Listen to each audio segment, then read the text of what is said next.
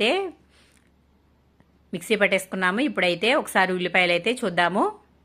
ఉల్లిపాయ ఇంకొంచెం వేగాలండి, కాబట్టి మళ్ళీ ఒకసారి అయితే కలిపేసుకుని మూత అయితే పెట్టేసుకుందాము.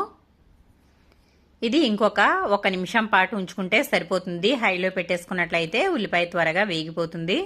మనం ఉప్పు వేసాం కాబట్టి మనకి హైలో పెట్టుకున్న ఉల్లిపాయ త్వరగా మగ్గిపోతుంది. ఇప్పుడైతే మనకి ఉల్లిపాయ అయితే మంచిగా మగ్గిపోయింది. ఇప్పుడైతే మనం ఇందులో అల్లం వెల్లుల్లి పేస్ట్ అయితే వేసుకుందాము. మనం నూరి పెట్టుకున్నాం కదండి ఫ్రెష్గా, ఇదైతే ఇందులో సరిపడా అయితే వేసేసుకుందాము. నేనైతే ఒక 2 స్పూన్ల వరకు వేస్తున్నాను. మరి ఎక్కువగా వేసినా కూడా అంత బాగోదు, కాబట్టి అల్లం వెల్లుల్లిపాయ అనేది చూసుకుని వేసుకోవాలండి. అప్పుడే మనకి కర్రీ అనేది బాగుంటుంది. ఎక్కువైతే చేదు వస్తుంది, కాబట్టి ఈ విధంగా చూసుకుని అయితే వేసుకోవాలి. ఇప్పుడు ఈ అల్లం వెల్లుల్లి పేస్ట్ అంతా బాగా కలుపుకున్న తర్వాత ఇది కూడా పచ్చివాసన పోయే వరకు ఉంచుకోవాలి. మూత అయితే పెట్టేసుకుందాము.